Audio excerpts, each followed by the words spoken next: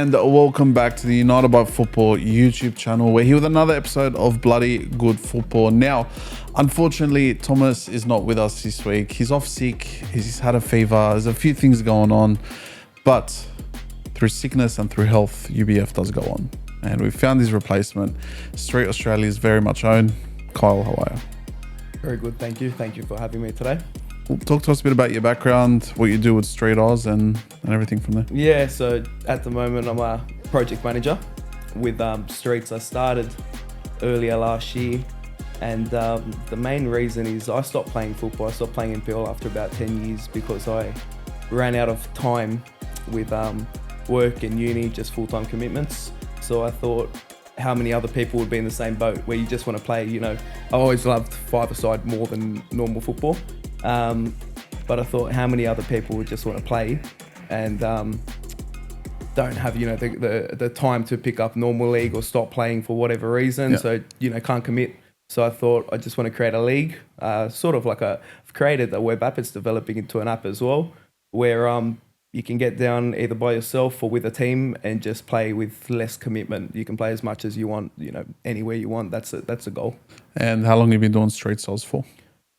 So the first 6 months I just sat there on my hands with business plans and whatnot.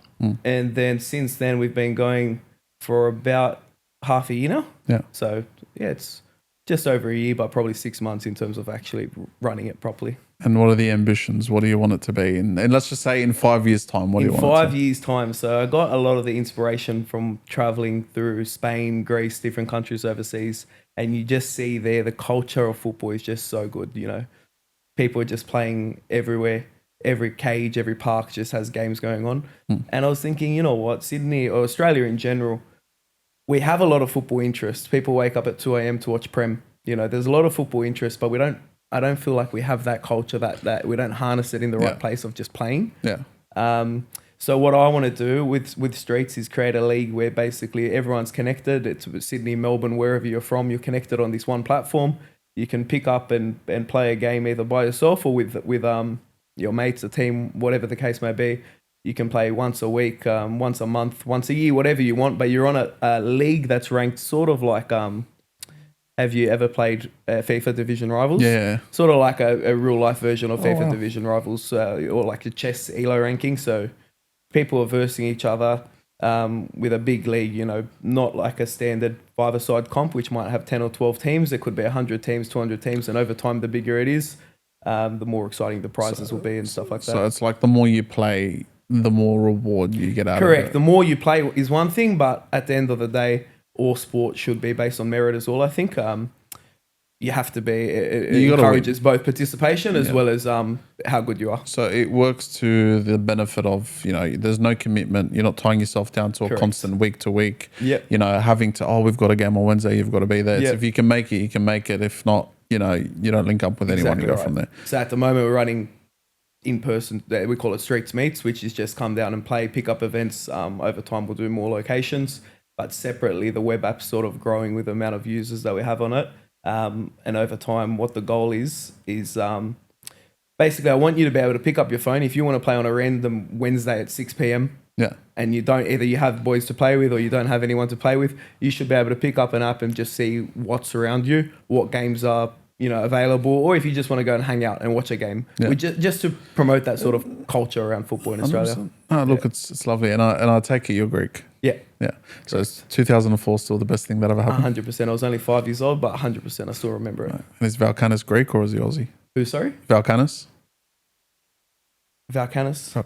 He's Greek, obviously. He's Greek. Well, of course. I agree with you. That's fun. It's not even a question. No, it's not a question, Ray. Nah, it's good. But before we do start, I want to shout out to by LAC Studios. So if you want to come film a podcast, whatever you need to do, use code UBF15 at checkout. You get 15% off.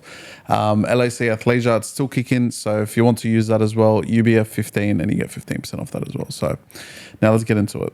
Arsenal 2, Everton 0. Did you watch the game? I watched the 9-minute highlights of the game.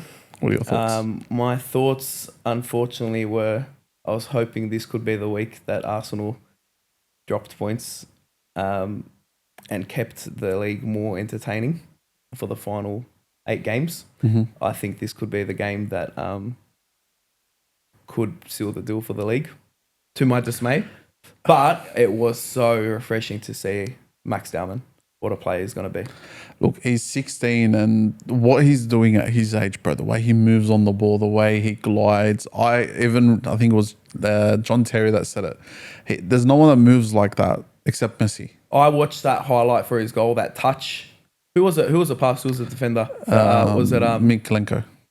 I watched his touch past him about 10 times over. I couldn't believe it was 16. I couldn't believe it was just crazy how powerful he runs at that age as well. Like, and the assist, like it was quality. Imagine having to go back to school the next day. You can't. Like that's me. Tell your teacher, goodbye, I'm not coming back. Like, you know, you don't do good at school, you get bad grades, whatever it is. In his case, he could turn around to the teacher and he could just be like, it could be the worst thing that's happened for anyone that's under 16 in England that's interested in football, because they're going to look at him and say, that's the path I'm going on. He's got 1 million followers as well on Instagram now. Yeah. Like I was looking at it the other day. It's insane. And I think as an Arsenal fan, it excites me because we've seen this before. We've got youngsters that have come through. We've got youngsters that, you know, you've got your Miles Lewis-Skelly's in the squad as well at the moment. You've got Ethan Nwaneri's on loan at Marseille. We've had in the past the days of Joel Campbell and, you know, Alex Iwobi coming through. We've had the good ones, but they haven't necessarily like fired like, you know, Max Dowman has now. So it'd be nice to see someone come out of Hale End. Yeah. You know, Saka did obviously, Smith Rowe, but someone like Max Dowman just go, I'm the best at my position. 100%. You know, for any young kid that's playing, to have that confidence at 16 years old, crazy. Like, obviously, there's a long way to go to have a successful career, but really, I only remember as much talk and hype about a player. Like, if he can deliver, Wayne Rooney was the last one at that age that's just hit. Yeah, you know, I think he's the youngest goal scorer. Did he break that record? Youngest goal scorer, and the amount of talk he's had about him, like, yeah, he's very, very talented. Did you hear the Peter Drury commentary? No, I didn't. Bro, I was just too busy replaying the goal. You got to listen to it. Yeah. It's like poetic the way he goes. I think it's like teenage kicks or whatever he said. It was wild. But the next question, kind of answered it before. Is it Arsenal's now? Is it done? I think it is. They're 6 points clear, aren't they? 9 points with the game in hand. Yeah. So even at 6 points, now we play City as well. That's the biggest game, obviously. But look, if Arsenal win that, it's over. But I can't see Arsenal slipping up 2 games, and City, more so City, winning all the rest of the games as well. That it doesn't look likely at the moment. Bro, the sad part is, as an Arsenal fan, that we've gone 3 years finishing second. Yeah. I'm so happy that, you know, we're on the verge of winning the league, and I hope we do win the league. But like, I'm tired from the last 3 years to the point where like I should be more excited, but like I'm at a point now where it's just, you know, like, what do you do? Are you confident after those years, the last 3 years? Are you confident, and is it beyond reasonable doubt that you can't drop it? This is a different squad. Bro, this is a different side. And I know I've probably said this the last few years, but this isn't us in 22, 23, where we had, you know, 21-year-old William Saliba at the back, Gabriel, who wasn't necessarily who he is today. You know, we didn't have a Declan Rice. We didn't have Bukayo Saka being as, you know, mature as he is now. And Arteta himself, he's seen it all. He's been through it now. So beyond reasonable doubt, so never say never. Anything could happen. We could go on a, you know, 1 or 2 game run where we lose 2 games in a row, and then it becomes 3, becomes 4 before you know what City's. But you're confident. I'm confident. It would be wrong of this. It'd be wrong of the Premier League, or not wrong of the Premier League. It wouldn't feel right if Manchester City win the league this year. I agree. Like, we're still pending charges as well. Pending charges too. But Arsenal have been by far the best team in the league this year. What I think is scary, I'm a United fan. What I think is scary is actually that Arsenal have been the best team in the league by far this year. But I actually don't think they've been as good as they possibly can be. And more scary than that is there's many areas that they can still improve. Oh, without a doubt. But you got to ask yourself. Which means next year, that's what I'm scared for. You win the Premier League this year. You go on, you've got that under your belt. Yeah. You know how to get to the finish line. Build that much confidence. And you're going to just start another City-like era. And 100%. I think that's what's going to happen. You've got players like Declan Rice, if he sticks around for the next few years. Yeah. I think he's the difference. And Yeah. you've probably seen my takes online. Kai Havertz for me is our number 9. He's our best striker. That is, I'll show It's you. so funny that in the last few years, he was the player that linked everything up, but you tried so hard to, and all the fans were saying to replace him to get a striker in. Have a look at that. That's my other wallpaper. No, So you think he's the Joel? You need a player like that. Bro, he almost won us the league single-handedly 2 years ago. That year where we finished second to City on 89 points and they finished on 91. Yeah. He single-handedly up front changed the game. My personal take on Arsenal is yes, you'll be the best. You'll win the league. You were the best team in the league this year. But I can't remember a team that's won the league without having almost a world-class or best in the league attacker. If you added to that squad with Havertz, but a world-class winger, don't get me wrong, I really like Saka, but I do not believe, even this year, I know he's had a drop-off. Yeah. If you added a world-class left winger, Yeah. or keep Saka there, let's say he has a better season next year, you need a world-class attacker to really tie the team together. Saka, his output is beyond just goals and assists. I get that. You watch 90 minutes of Bukayo Saka and you'll understand that. You understand that Bukayo Saka's game is more than just numbers. He affects the games in ways that I think very few can in world football, let alone just England. The left-hand side, I agree with you. Leandro Trossard on his day is probably our best left winger. Yeah. I said it before the season started. I said, go splash the cash on Isaac, stick him at left wing, Yeah. and put Havertz down the middle.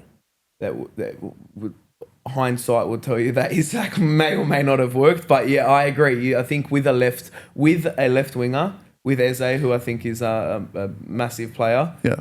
I think your team next year could look incredible. I still think Eze could work at left wing. Yeah, It's just a matter of, and I say this when Arsenal first sort of hit that, challenging season in 22-23, Zinchenko played a massive role. Zinchenko was the glue on that left side that allowed Martinelli to just free roam. Problem is now our left side has changed. Yeah. You need a winger that is more inverted than he is a touchline like winger. Martinelli. Martinelli back in the day was a perfect touchline winger. Take the ball to the touchline, run around your defender, put it back into the box. Old school. Trossard works because we need someone that can operate inside those areas, inside those sort of just inside the box, sort of take the ball, work in tight spaces. Isaac for me would have been perfect for that. Yeah. Give him the ball in that area. He can shoot from range. He can shoot from distance. He can get in the box, get on the end of a ball, go over the top. Would have been absolutely perfect. In hindsight, probably wasn't worth 140 million. I'd argue Ekitike would have made your team scary. Yeah, well, I still think He's been quality. I still think Ekitike is a shining light in a pile of shit. Yeah, they've been rubbish, but he's a quality player. Yeah, we'll see. I packed his full birthday yesterday. Actually, fun times. What's he selling for? I stopped playing last September. 150k or something like that, and we're not even at team of the season yet. So, and it's a cracker card too. Who just on Arsenal, who would you say is their first, second and third most influential players this year? My take, not as an Arsenal fan, would be Rice first. I think has been the most pivotal. And then I wouldn't be able to separate between probably Gabriel, really, second. Third, I probably would say Saliba. I'd probably go Rice, then Gabriel, and then Raya.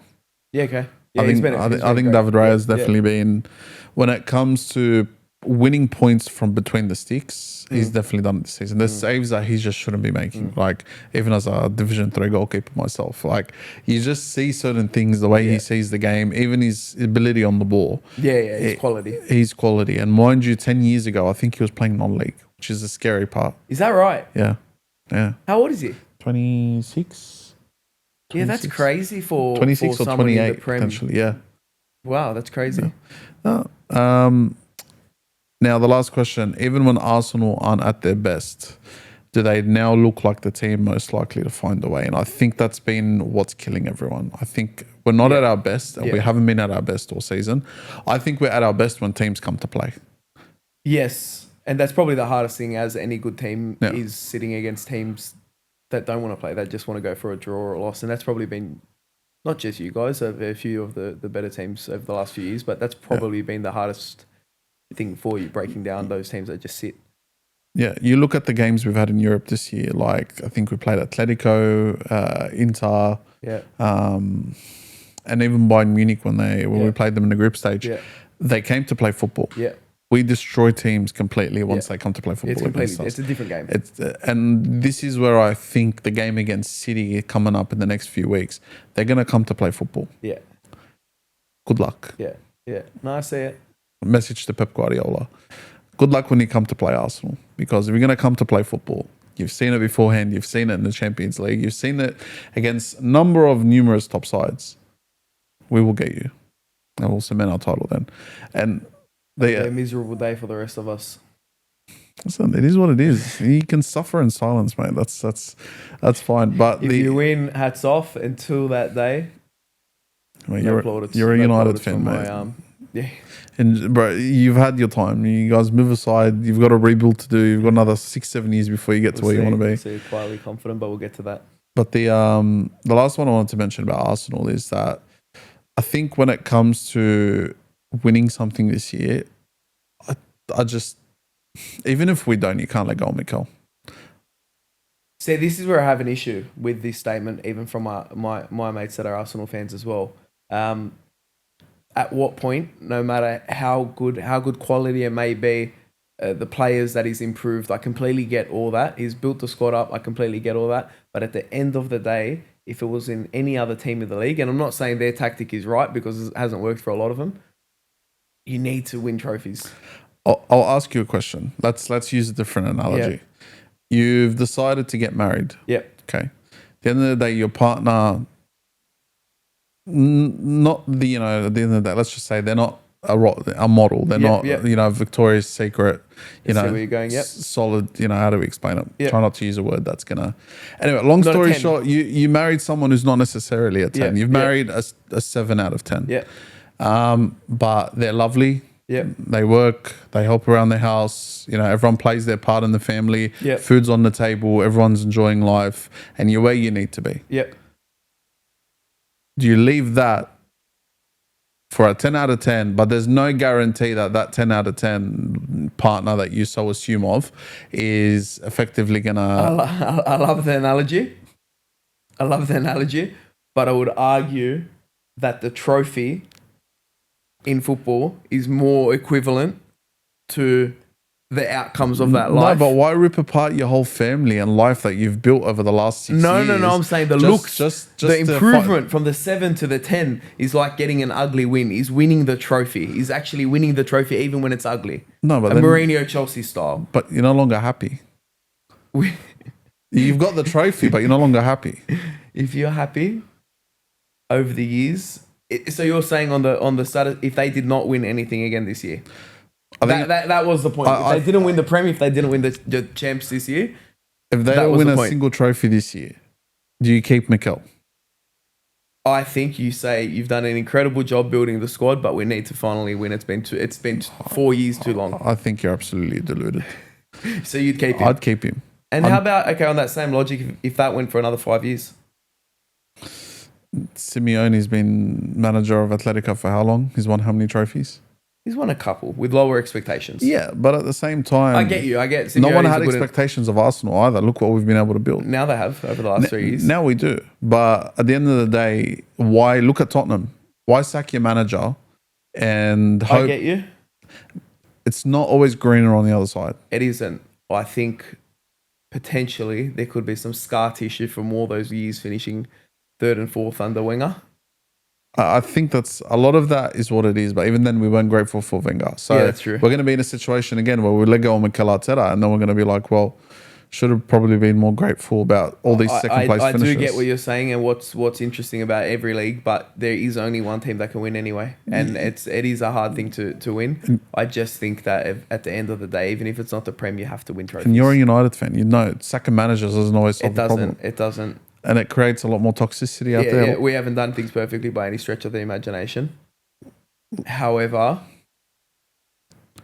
I would love to be in the position Arsenal's in at the moment. Don't get me wrong. However, I think after how many years has it been? 7, 8? 6 years. 6 years. I think it comes a time that it changes from build the squad, rebuild the club, and get to third, second, which is a great job. Don't get me wrong. So you now have to win. Oh, I think the analogy, the better way to put it, is that you've got a happy marriage, a happy family. Yeah.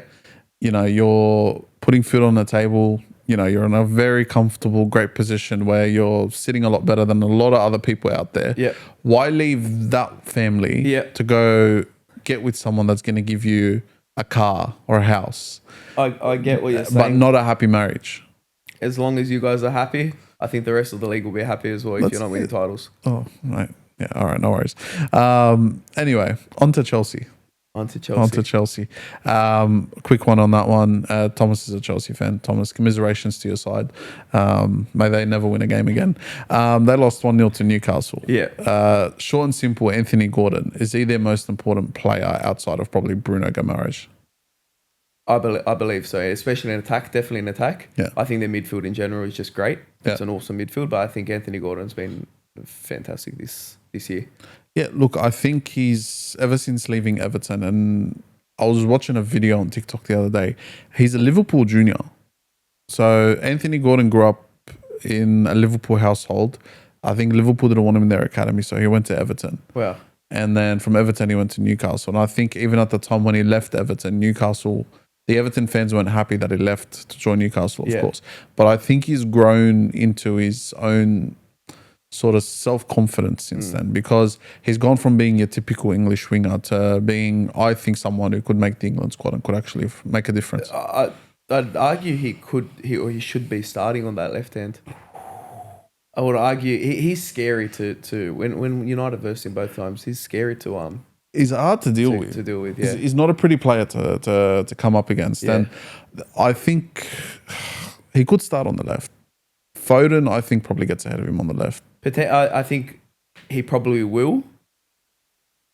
I think it depends on the game as well, depending if the team wants to sit or if they're going to play. Yeah. If the team wants to sit, yes, put Foden in. But I don't know. He's a great option to have, nonetheless. You ask me, you put Mr. Let It All Work Out on the left-hand side, you put Mr. Saka on the right-hand side. And that's it. And Harry Kane down the middle. But on to Chelsea. Liam Rossini, mate, he's an interesting one. For all the wins that he's picked up in the Premier League and for all the... I like him. Yeah. I like his vibe. He just gives me like... I don't know, he's just chill, understanding, very much... It looks like a noob, but... Like a school teacher. Yes, it's giving school teacher. Yes. Yeah. But I think his tactics... I like the it's working, but it's not. And it's...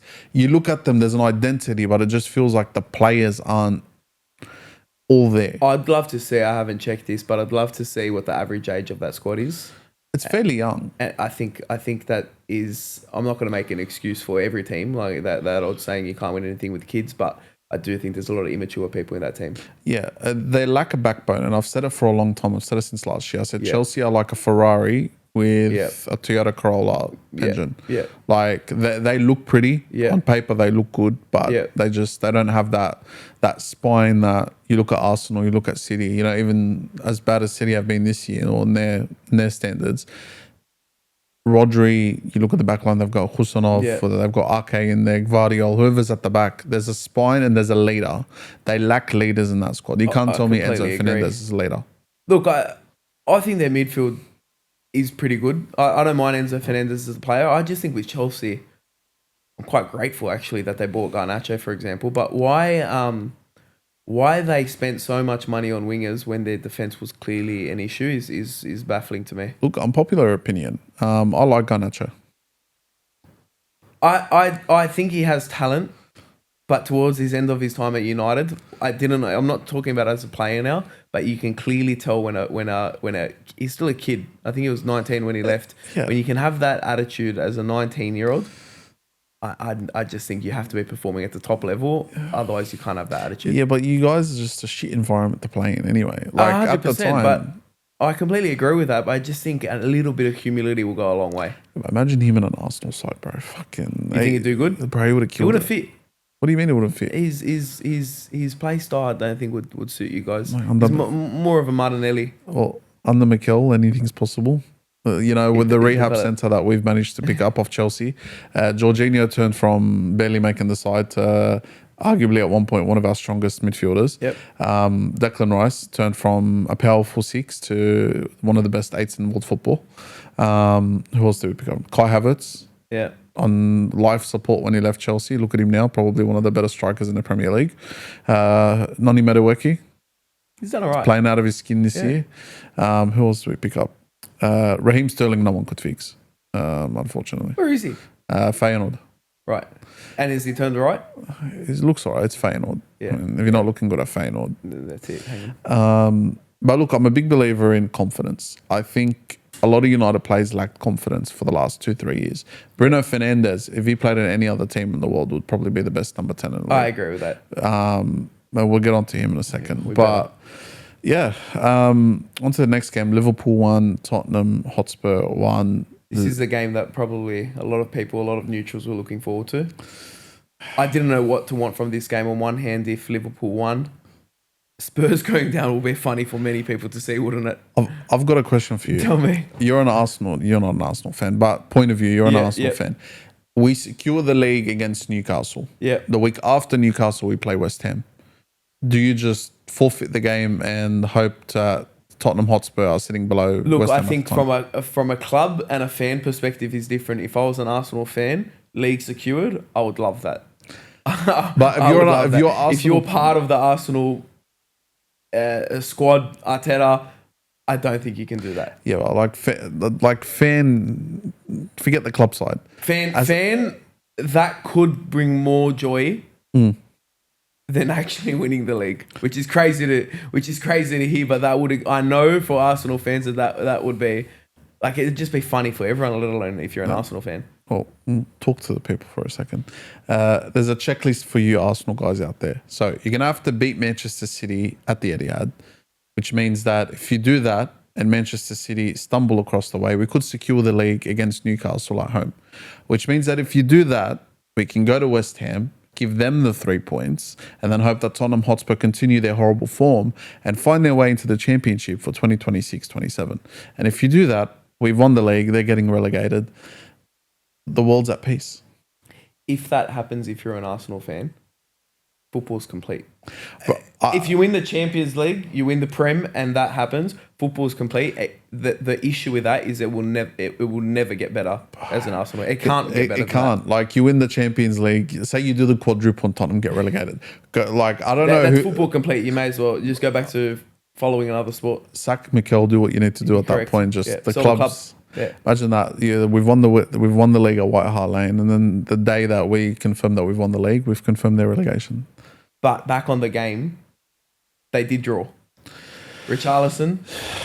Yeah, but Liverpool, bro, fucking don't start me on Liverpool. They're a nutcase in itself. Like, they're a club that on paper arguably have a better side than Manchester City, if you ask me. Arguably, at the beginning of the year, many people were saying, and I agreed at the beginning of the year, I thought they were strong favourites to win the league. Arguably, their 11 should be top 2, top 3. Top 1, top 2, I'd say. Yeah. Their attack on paper looked dynamite. But their football's not sustainable. And I've said it for long enough. I said that their football style is very much, how do I explain it? Rock and roll football, but at the same time, they don't have the as Troy Deeney will call it, the cojones in midfield to be able to sustain such, say any sort of counter-attack, any pressure going back at them, because their backline, whether they like it or not, is deteriorating. Van Dijk's not the same Van Dijk. Alisson's not the same Alisson. Kanate has had more shit games this year than he has had good games. You look at Kirkez, who I think had too much smoke blown up his ass during the transfer window. Came in, they realised he struggled. Robertson came back into the team. And then you look at the right side. Frimpong, to me, has never been a right back. He's a failed right winger. Yeah. And it's cost them. But you look at Tottenham on the other hand, I don't know how that club's still standing. The scary thing is, it's actually very like, it's been a joke the past few weeks, but it's very, very plausible that they actually go down. It just goes to show you, though, no one's got expectations of Tottenham. That if that were any other club, like for example, last year you guys were rotting in 15th for the best part of God knows how long. You would not hear the end of it. Yeah, correct. With us, we finished 8th 5 seasons ago. They made it sound like we were getting relegated. what are they coming at the moment? 17th or 16th? I think they're Whatever it is, 1 point above relegation zone. they're 1 point above relegation, but I think they're mental. 16th at the moment. Had West Ham beat City, they would have jumped above Tottenham, and Tottenham play Nottingham Forest next week. That is a massive game. That would have been, if West Ham had beaten City, that would have been basically you lose to Forest, you're in relegation. Yeah, that's a massive game. I'm going to tune in for that one for sure. Look, and onto your club, United. Manchester United. Yep. So I'm not a delusional United fan. We have progressed a lot this year. Yeah. I'm also not a United fan that hates what Amorim done. I think and a lot of the players came out and said this as well. He did many things that I think were important for the club in terms of resetting some expectations, some of the culture and whatnot. I think, was he overly stubborn in his ways? Completely, definitely. But on this game and on Carrick, he's just done a great job in just bringing confidence to some of the key players. I think that's really it. Yeah, it's keeping it simple. Do you give him the job? It's getting harder each week that he actually wins. But at the beginning, when he first came in, if you had said to me, if Carrick wins every single game the rest of the year, would you give him the job? I said at the time, no, there's better managers out there. Now, I'd love to stick to my word, but it is getting harder each week. The issue is with a coach, I think. He can do a great job. He could win every game, but he is at the moment considered an interim manager. The players are playing for him. Yeah. The biggest test, I think, for a manager is not when it's going well, but how do they handle 3-4 games in a row, losing 3-4 games in a row? How does he bounce from that? How do the players react? That's where I'm a bit hesitant still with giving him the job. That's what I said a few weeks ago. I said that I think the test will be when you lose a couple games, when you're looking to bounce back from a loss or two or a draw or frustration start. Yeah. But I see a lot of Mikel and Michael Carrick. I see a lot of, Mikel came in, first job that he's ever done, basically. And that's the argument, yeah. But it's trusting the process. Yeah, I do agree with that. The other point, though, and I'm not taking anything away from Carrick, but even the few of the wins that we've had recently, including this morning, they've come down to individual brilliance. Yeah. Like Bruno, since... So I was reading a stat in his first... what's it been? 10 games, I believe, since Carrick took charge. He's had 8 assists then, and nine assists in the rest of the league, playing as a defensive mid, basically. He's been crazy since 16 assists throughout the whole season. 16 assists. He's going to break the record potentially. He's on track to betting on his record. He's on track to. You know what? I hate to say it, but I think Bruno Fernandes. There isn't a side in the Premier League that Bruno Fernandes wouldn't improve, and it hurts me to say it as an Arsenal fan because I'm a staunch defender of Martin Odegaard. But when I look at Bruno Fernandes and on his day, he's arguably one of the best, if not the best 10 in world football at the moment. He's just one of those players that at times, yes, it can be frustrating. But if you give him the ball, 10 times he touches the ball, he's creating 4 chances. My only issue is he takes too much risk. He does. But I think as a 10, probably contrary to Odegaard in a way as well, that risk is what unlocks a lot of our wins. Without him, we would have been mid-table. But there's a difference between that, and this is why I defend Odegaard. I know when Odegaard's about to do something, it's going to happen. And I know maybe this season has been on and off with injury and his form and yada yada yada. I get that. But you look at Odegaard over the last 3-4 years, when he does something, he knows why he's doing it, and there's a reason why he's getting it. I agree. Bruno plays much more off the cuff. Yeah, whereas Odegaard's very, very, very, systematic, very rigid in his ways. Yeah, but it works. He knows where to play the ball, who's going where. He's the perfect system player. That could just be Arteta as well. I think he's probably the perfect 10 for him. Arteta Bruno might not work under no, it's Arteta. Too much risk, bro. Why do you think Eze came out of the squad for so long? Yeah. Mikel, well, first and foremost, defensive capabilities. There was a few games I was reading that I don't think Mikel was too happy with the way he tracked back, with the way he was defending. It's costing us, a lot of opportunities going the other way. But when you look at Bruno, I think you take the whining out of his game and the bitching and moaning. You've got arguably one of the best midfielders in the world. Other than that aspect, which is frustrating even for most United fans, the whining, he's a workhorse. He's never not available. I think this year might have been his first 1 or 2 games that he missed from injury. He can create. He can score. He's a good captain. He's a good leader. Yeah. We have issues going into next year, but so far this year we're just going to enjoy. Although it's the definition of what we'd call Western Sydney, what a head. When you look at him, he's just a bit. He just kills me, bro. If he didn't have that head, he'd be objectively he wouldn't have as many haters. Oh, 100%. It's crazy, isn't it, when you think about it? I'll sidestep it for a sec. If Bruno was from an area in Sydney, where would he be from? It's a great question. From an area in Sydney, where he'd be from? I'd say potentially the west part of Rockdale, if you know that area at all well. Which side? Banksia. The side closer towards Bexley. Oh yeah. That little pocket. Not to. Oh yeah, on the way to Brighton. Where would you say Bruno would be from? He screams Marylands, bro. Yeah, I see it. She will do that a bit. If Manchester United players were from Western Sydney, where would they be from? Kobe Minu.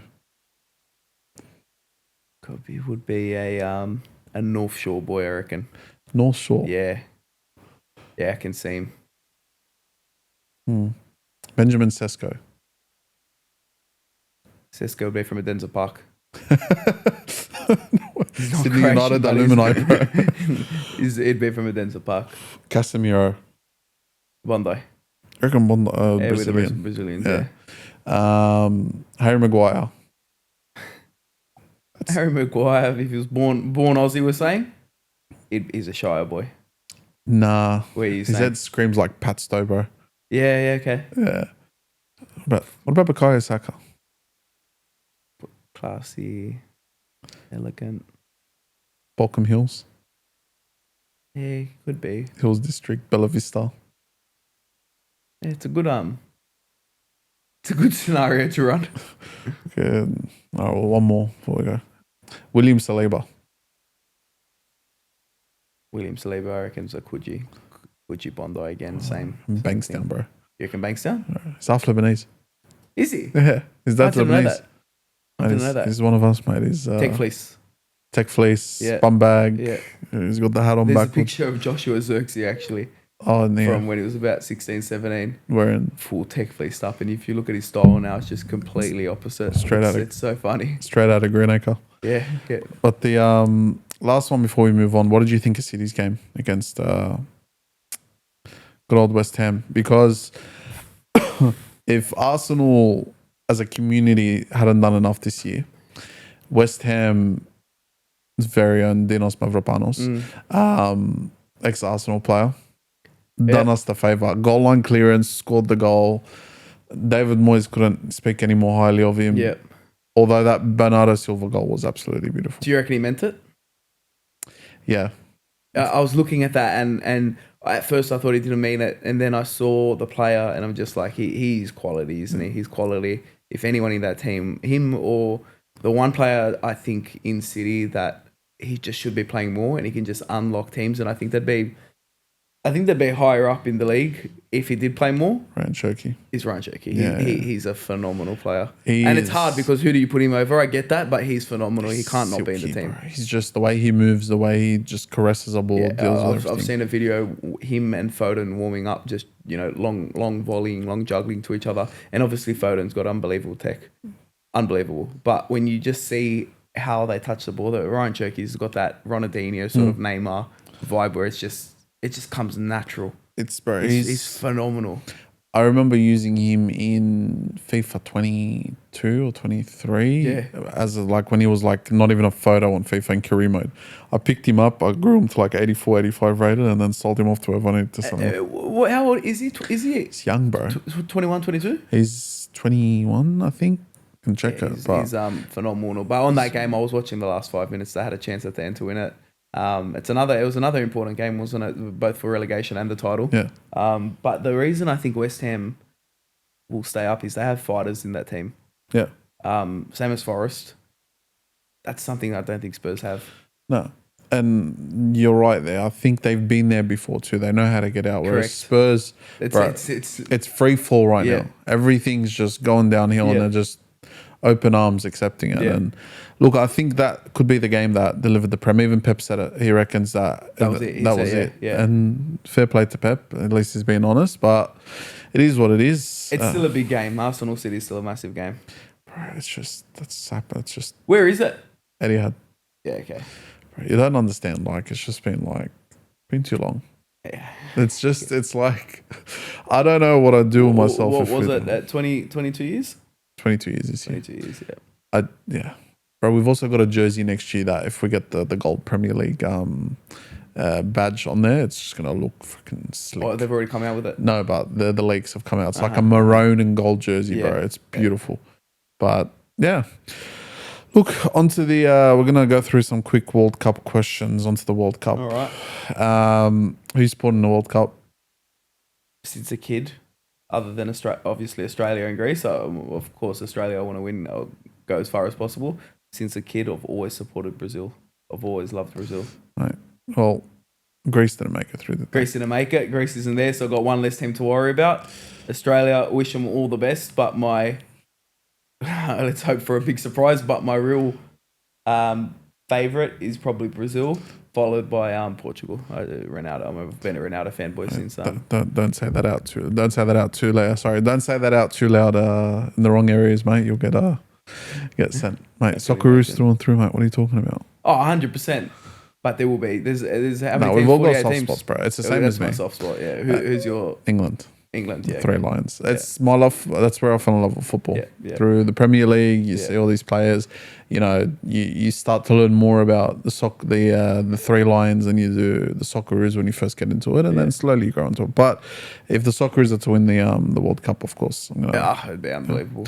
But we'll get into it. So, you reckon this could be the tournament where Germany fully return, or you reckon they're going to collapse again? I don't know about a collapse. I think they've got a good squad. They've got some really good players as well. Is Musiala going to make it? Did he do his ACL? ACL or broke a leg or something. Yeah. I don't know if he's fit. I haven't been. I don't. If he does, he might just scrape it. But I wouldn't expect a full. I don't think. I don't have high expectations for him. No. We'll see how they go. Could be worse. Yeah. Could be a situation where, like, I'm a big Germany guy. Yeah. I love my German football. Kai Havertz, Toni Kroos, Mesut Ozil's my goat. Yeah. He's like the reason I fell in love with football. But for their sake, I hope they do. I don't expect the world from them though, because they don't have a side that's necessarily, no world beaters. There's no world beaters in there. Yeah. Aside, it's no real. Even Wirtz, like I'd argue, Yeah. Well, he's come into a little bit of form recently, but yeah. How do you reckon Spain will go? I think Spain will do very well. Yeah. I think their team all around, from the last Euros as well, they're incredible. The way they play, they've got key players everywhere. Yamal could have he could be the next, what is he, 17 still? Yamal, yeah. He's 17. 17 or 18. He could put in, this could be the stage that just really accelerates him into. He's already considered one of the best players in the world, but if he has a good tournament, he really could be, top 2, top 3 players in the world. Have you heard the rumors about Barca's PR? No. What are they saying? Apparently, the way they do their PR, they try to control the media as much as they can. Yeah, of course, yeah. So, like, for example, there's certain news or certain way they deliver stuff about Messi back in the day, and they're doing the same thing with Yamal now. So, whenever someone needs to sign or someone needs to do something, it all has to get run through them, and then look into it if you haven't. There's a whole sort of it's crazy. Yeah. Everything's controlled. Look, the one thing on Yamal, I always hear people talking about, but he's arrogant, this and that. I do get that side, but on the other token, I think of myself, if I was 10 years younger and I've been put into this position where I'm quite evidently one of the best players in the world. I don't know what his contract is, but he's on multi-million dollars from Barcelona alone, let alone sponsors. You would, and you're not mature yet, you're 17 years old. Yeah. It would affect you. You don't know how, and you'd hope that you're guided in the right way, but I can't say, I don't support when people are pinning it on a 17-year-old. He's got a lot to learn, obviously, but Yeah, I think it will have a great tournament. Look, for the sake of Germany, I hope they don't, because I think Spain and Germany have come up against each other in the last two tournaments, or I know they come up against each other in the Euros, and then Germany felt hard done by. It should have been a Kukurea penalty in the end. Yeah. But yeah, look, I think they'll do all right. Yeah. I think, with the squad they've got, again, I don't think outside of Yamal, there's too many world beaters in there, but they're a well-oiled machine. Yeah. All right, on to Croatia. Is this the last realistic World Cup window for several of Croatia's golden generation? I don't want to speak badly on Croatia when I'm sitting in the seat of a Croatian himself. But my personal opinion is that golden generation window is already done. I think so too. Try convincing the Croatians though. I think still for their size of country and whatnot, they've got a fantastic team in comparison to other teams. But really, you got Modric. He's still killing it for AC Milan. Still killing it, but yeah, I think they've missed their window. What did you think of the Adrian Segacic news? I found that very surprising, to be honest. I was only watching him last year in Sydney FC. We've had a few young few defects, a few boys that are. I think there's a few that have joined or wanted to play for Italy. There was one for Greece. The one for Greece. I got it here somewhere. But for me, to be honest, you know what? Make your decision where you think is best, where you want to play, where you think you can play, and go for it. But what I don't like is when Australia begs for him to come back. Yeah, like you had Nectar. You got Triantis as well. Segacic, Dykes went to Scotland.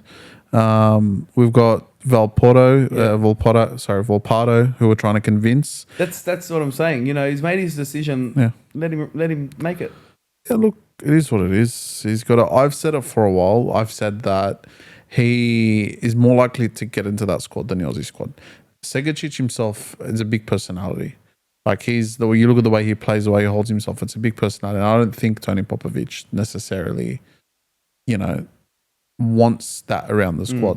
But on the other side, I think we've got a lot of left wingers in our squad and a lot of players that can play on out wide. That Segacic might not necessarily be better than. Yeah. But I also don't think he fits the style that we want. Yeah, fair enough. You look at Croatia, outside of Ivan Perisic, they say they've got Baturinho. They've got a few youngsters coming through. But he's a genuine chance of cracking that squad at one point. Yeah. They don't have players like him. They don't have a left winger. That's why I say, for any of these players, they're making the best choice that they think suits them, their career, their family and whatnot. So I'd never blame them for picking a squad. They're doing what they think's best for them. I just don't think after they've made that decision, they should be requesting to come back. Like they should be asking, not the Socceroos asking them to come back. Do you know what I mean? After you've made the decision, I think it should be, well done, you've made your choice. It's obviously what you think's best for you. That's so acceptable. But don't then try to beg them to come back. I think that's as I say, rule one in life: don't be a malaka. That's it. Can't be a malaka and fucking can't be a malaka. Ask for forgiveness after that, mate. No malakas around here. I'll tell you that. I'll tell you what, working with Greeks for a while just takes it out of I learned so much Greek in that time, bro. I could have just had a regular conversation. So many words that I shouldn't have used that they teach. I played at Sydney United and Rockthar. I just learned Croatian and Macedonian swear words. That's it. Yeah. Like I could sit there and tell you, like it's the same with here. Like you go to United games, you go to Rockdale games, you go to here. Big goal. Big goal. Just the whole. Yeah.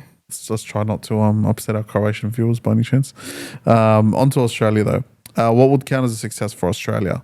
The round of 16 or more? Oh, you know what? People have said it's an easy group. I disagree completely. I think it's going to be a hard group. You've got more than likely Turkey. That's a tough game for most European oppositions, let alone Socceroos.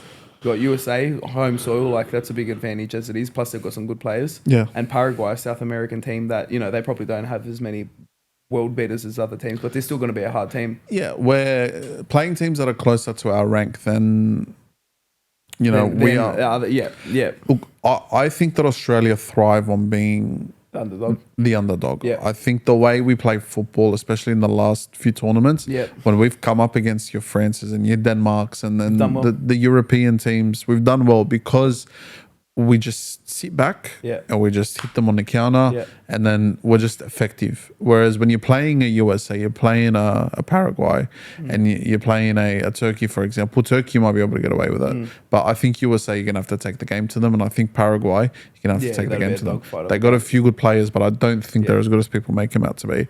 So that'll be the difference maker and what makes and breaks our tournament. Do I think we can get past the under 16? I think we can. I actually agree as well, and I think it'd be fantastic. Imagine the scenes in Sydney and Melbourne. Bro, imagine the imagine Darling Harbour. It'd be unreal if they set up the screens for a round of 16 game. public holiday. Yeah, If we win the whole Should World be. Cup, that would be nice, man. Just yeah, but that would be good. Next question: do we have enough attacking depth to scare any of the bigger nations? And who's going to be our breakout star? I wouldn't say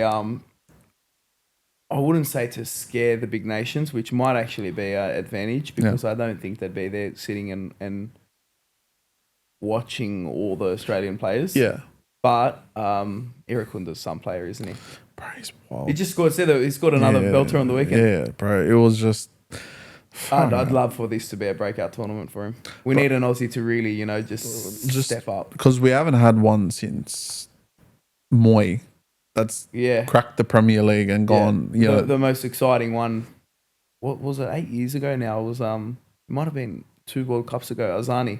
What World Cup was that? When we versed France? Was that 2018? Was that 28? Yeah, 8 years ago. Yeah. That was like the last time I felt excitement about an Aussie player. And he's back at back in Melbourne now as well. Will he make the squad? I don't know. It's gonna be tough. Yeah.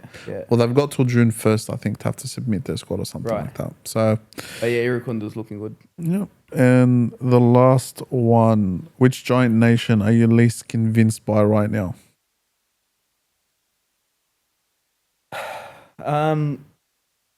Giant nation.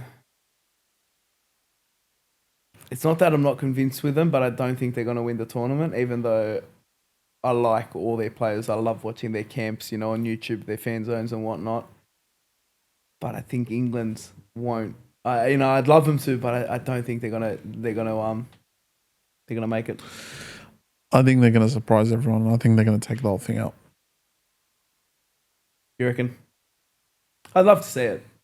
3, mate, it's coming home. I think it's time. They've got the best depth. They've got the best, I think, starting 11. Over France?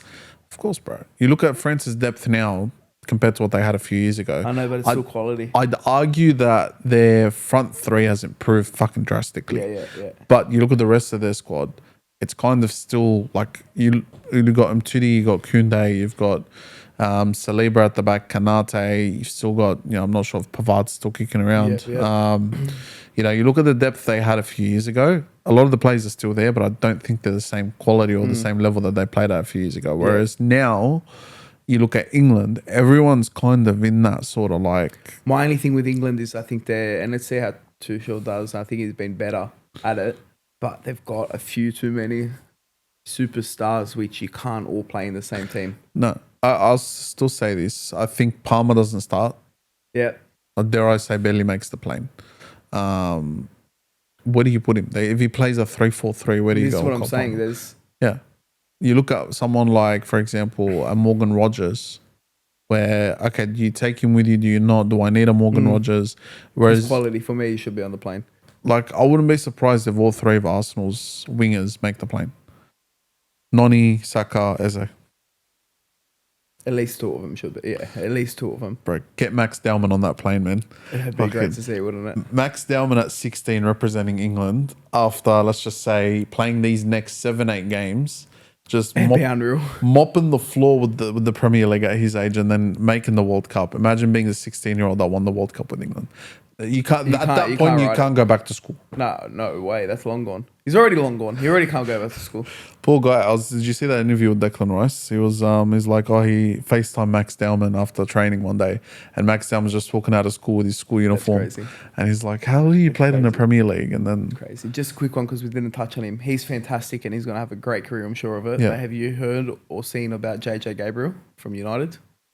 No, not really. The research after look at him is unreal. Yeah, but is he another one of those United? He Academy? looks like a young Neymar.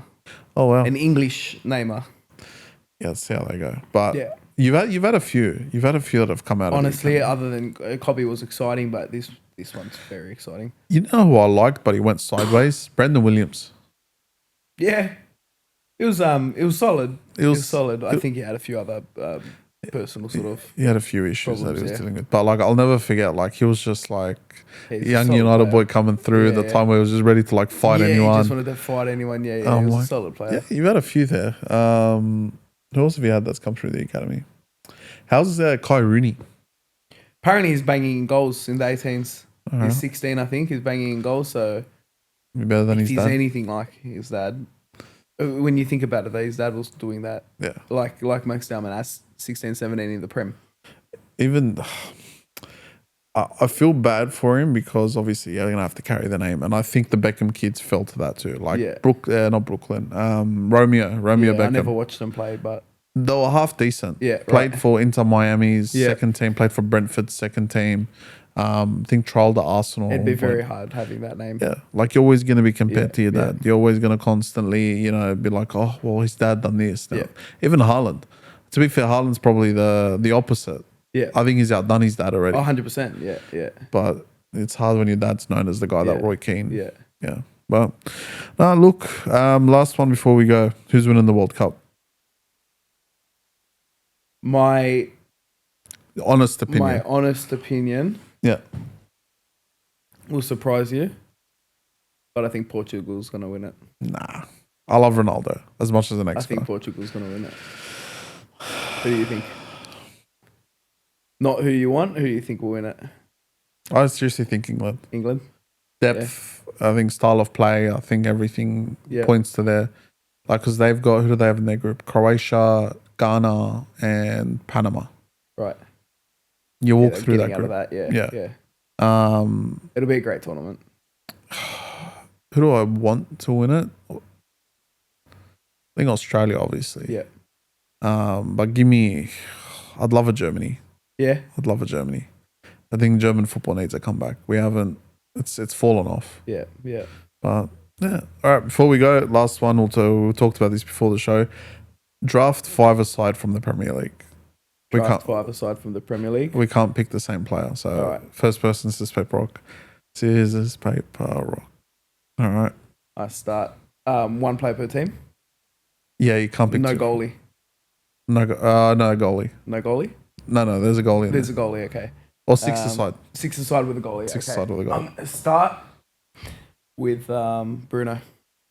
Fernandez. Ooh, We'll go 2-2-2 formation, all right? 2-2-2.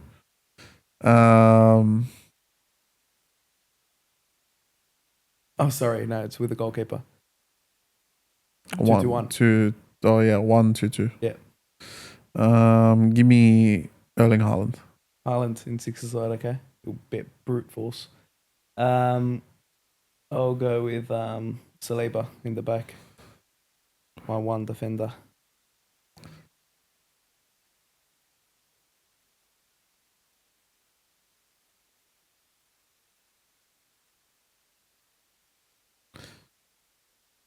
Who do I take? Haaland. Means I can't take another City player. Hmm.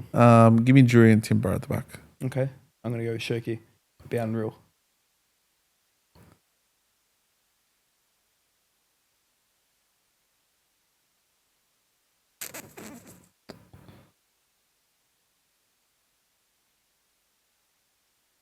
Ooh, it's hard, man. Give me Virgil van Dijk. Give me Oh, that means I'm playing 2-1-2. Yeah. in the midfield, box to box workhorse Sandro Tonali. It's not a bad shout. Give me Cole Palmer. Farmer. So I've got, what do I have? Saliba, Tonali, Bruno. Is it only 3 so far? And Cherky and up front. Cherky. I'm playing him in a false 9, 10 sort of position. And 4-5 aside, I think it'd be a freak Isak. Have I picked a Liverpool player? No.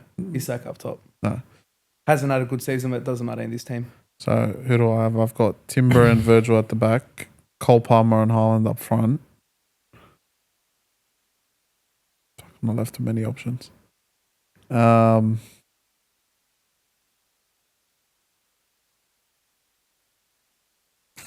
Give me his midfield partner. Give me Bruno G. Bruno G. Bruno G in midfield. Then your goalkeeper. I gotta get a goalkeeper. I'm just gonna take who have I gone with? I'm gonna take Martinez in goal. From Villa. Yeah. So who am I left with? Vicario? No.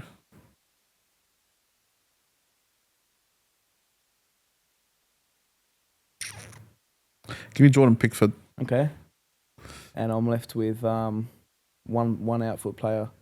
Oh yeah? So I've got one defender, two midfielders. It's Oh no, I'm done. You're done? Yeah, I'm done. Okay. So I've got Pickford at the back, Pickford, Van Dijk, Jurriën Timber, Bruno Ramirez, Cole Palmer, and Erling Haaland. It's a strong team. I've got Martinez, Saliba, Sandro Tonali, Bruno, Cherky, and Isak. I think my team might fucking Put it to the test. let us know whose six-a-side team wins. I think I'm physically and technically better. I think you've got Cherky.